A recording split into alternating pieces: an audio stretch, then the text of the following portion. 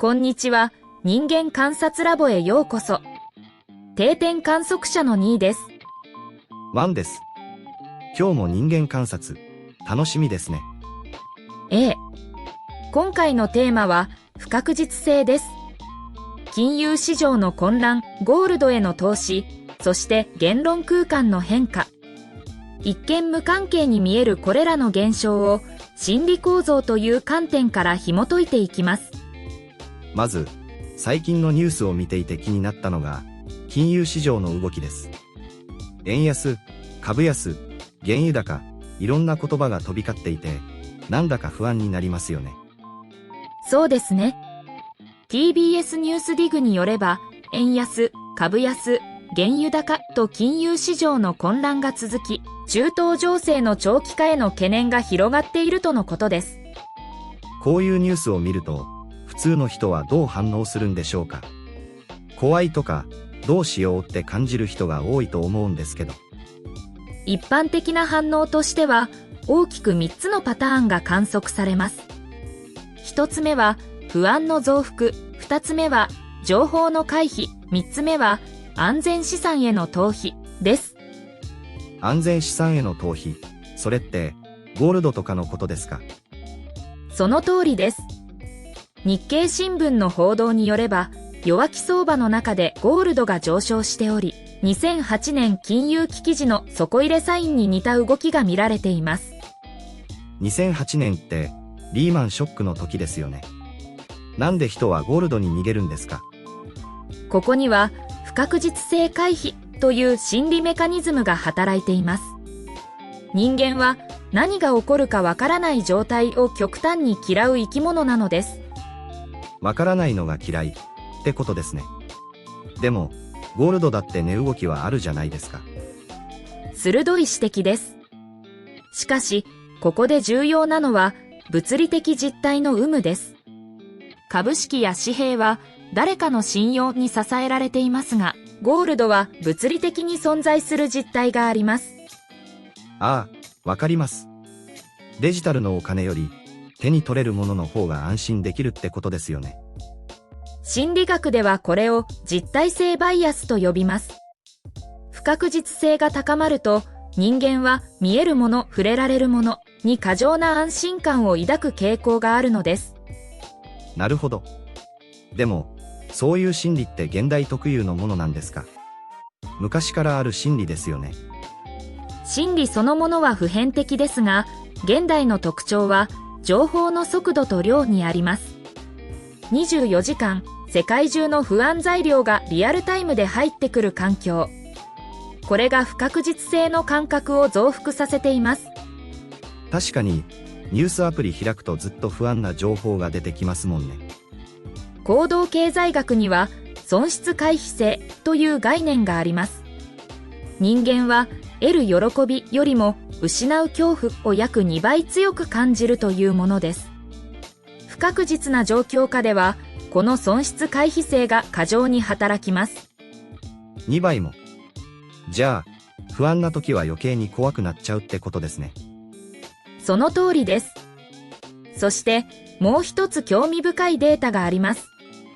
自民党のニュースによれば、日本初の次世代金融モデルとして、決済システム、金融制度と AI、ブロックチェーンを両輪とする新たなプロジェクトチームが新設されたとのことです。AI とかブロックチェーンとか、ちょっと難しそうですが、これってどういうことですか？これは、不確実性への制度的な対応と位置づけられます。テクノロジーを使って、金融システムの透明性と予測可能性を高めようとする試みです。つまり、安心できる仕組みを作ろうとしているってことですね。しかし、ここにも心理的なパラドックスがあります。システムが複雑になればなるほど、一般の人には理解できないものになり、かえって不確実性を感じるようになるのです。金融の話はなんとなく分かってきました。でも、今日のもう一つのテーマって何ですか？次は、言論空間の変化です。朝日新聞の報道によれば、ロシアでは政治的なジョークを語ることさえ危険になり、ソ連時代に先祖返りしているとのことです。ジョークを言うだけで危険。なんか怖いですね。どうしてそんなことになるんですか？ここにも不確実性が関わっています。何を言えば危険か、何を言えば大丈夫か、その境界線が曖昧になっている状態です。ああ、ルールがわからないってことですね。それなら、何も言わない方が安全じゃないですか。まさにその心理です。心理学では、回避学習と呼ばれるメカニズムが働きます。何かを言って罰を受ける経験や観察から何も言わなければ安全という学習が形成されます。それって普通の学習ですよね。悪いことじゃないような。個人の生存戦略としては合理的です。しかし、社会全体で見ると、沈黙の螺旋という現象を引き起こします。沈黙の螺旋。なんだか物騒な名前ですね。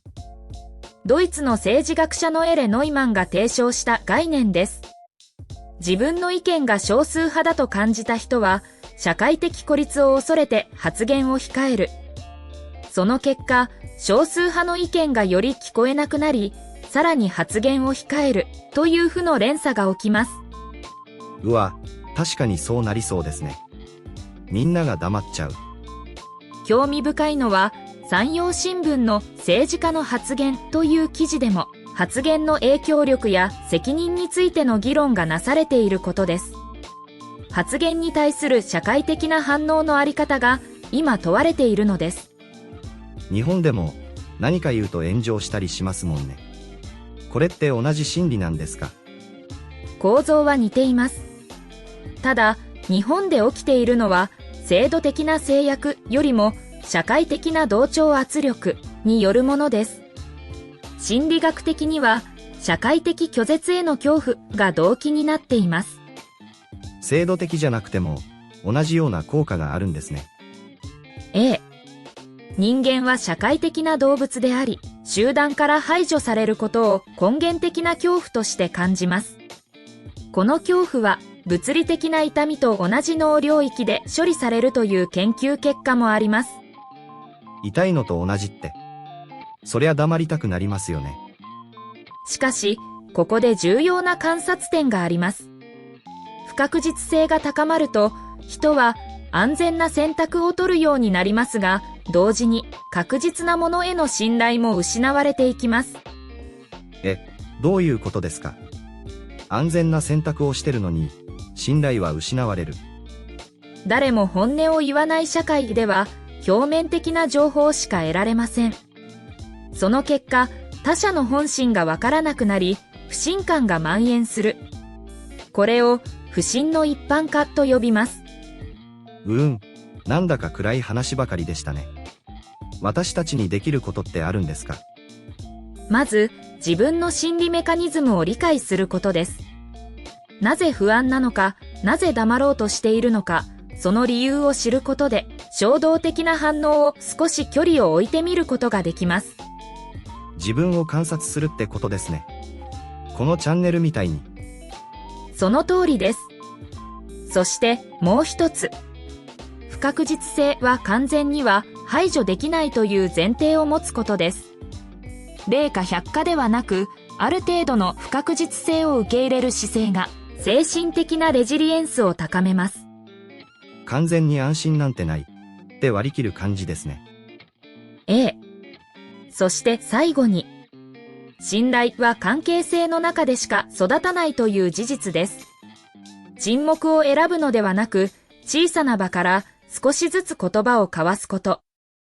それが不確実性時代の処方箋なのかもしれません。なるほど。小さな一歩から始めるってことですね。今日の観察は以上です。金融市場の混乱も言論空間の変化も根底にあるのは不確実性への反応という心理構造でした。自分自身の心理を知るって本当に大事なんですね。勉強になりました。